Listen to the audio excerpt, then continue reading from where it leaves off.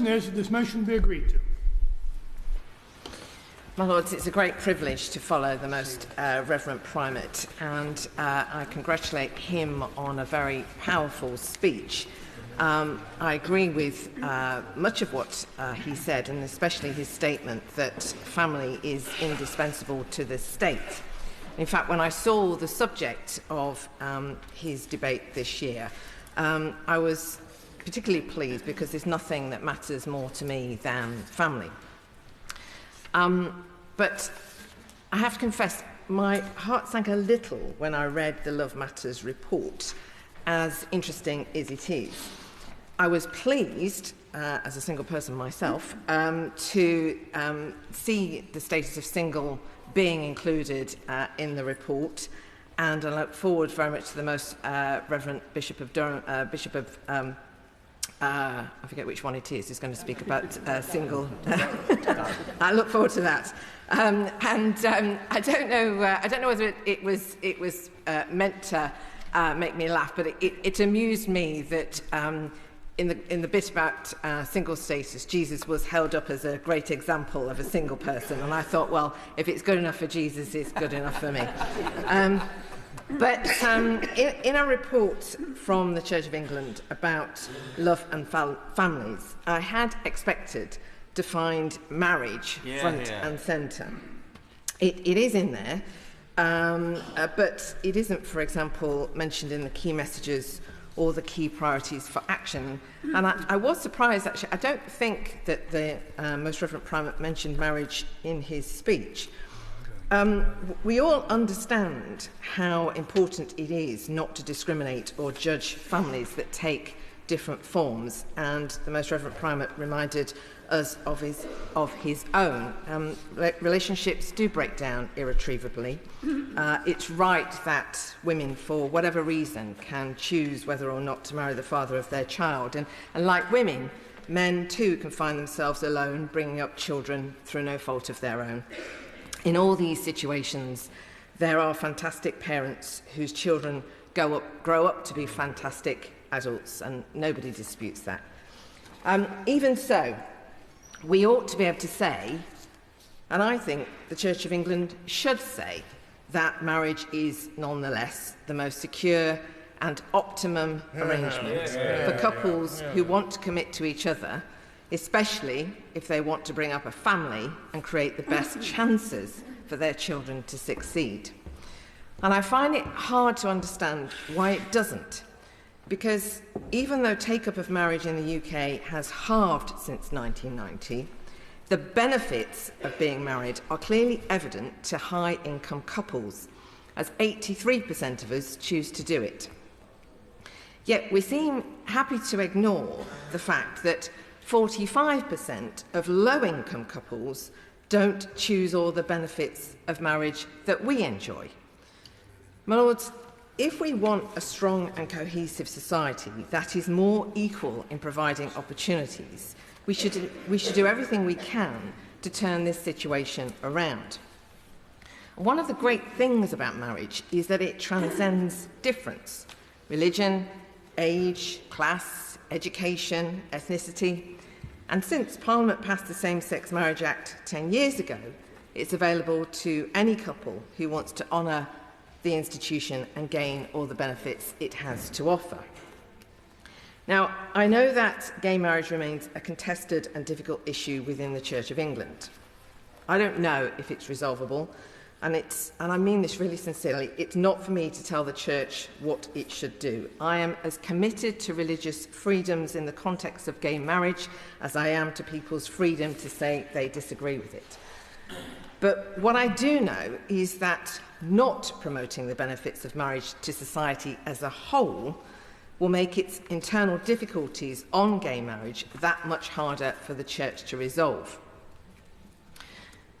My Lords, because this year marked its 10th anniversary, I have reflected quite a bit on the way we succeeded in passing the Same-Sex Marriage Act through this House.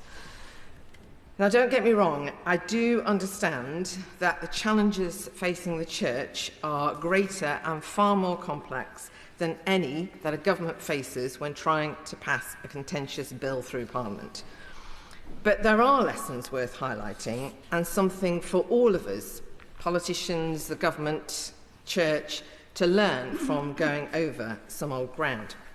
And by the way, as it's been a while and some in the chamber today might not remember, I was the minister in charge of the Equal Marriage Bill. As snowballers will recall, the bill had been fiercely contested in the House of Commons. And whilst it left the other place with a large majority in favour overall, the majority of Conservative MPs had voted against it. The expectation was for similar difficulties here. Indeed, uncertainty was very evident amongst many peers, and not just on the Conservative benches. So I decided that we, the ministers and bill team officials, would take a different approach. Essentially, we reassured rather than demonised those who were against or unsure whether to support what, at that time, was a radical change. We made being unsure about the bill a perfectly respectable position to hold. We worked hard to demonstrate that all the legitimate concerns of those opposed to gay marriage on religious grounds had been taken seriously, and we amended the bill further to provide the clarification and comfort some sought when it cost us nothing to do so. Our approach neutered the political opportunists, who, quite frankly, didn't care about marriage much anyway, from using the bill to cause division. And instead, we created the right conditions for us to make a positive case for what we were trying to achieve. Our argument was that the legal difference from civil partnership for gay couples was zero, but opening up marriage was profound. Yes, it would make a big difference to the lives of gay couples previously excluded by giving their committed relationship equal social status to those of a straight couple getting married. But the bill was even bigger and more important than all of that. Passing it would future-proof the institution of marriage itself.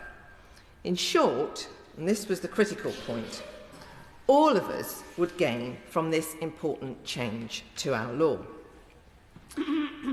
We won the division at second reading by a larger margin than in the Commons, and a majority of Conservative peers helped us win that and every other division during the passage of the bill. Afterwards, public acceptance of equal marriage grew swiftly, and I felt that the lesson from what we had achieved was clear.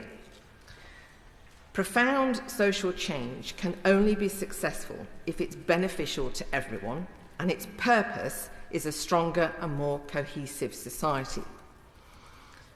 And by the way, it's okay if some people benefit more directly than others, as long as their gain is not at other people's unfair expense. Equal marriage didn't happen because of our differences or what divides us. It happened because during those few weeks in the summer of 2013, we understood marriage upholds important values that we all share.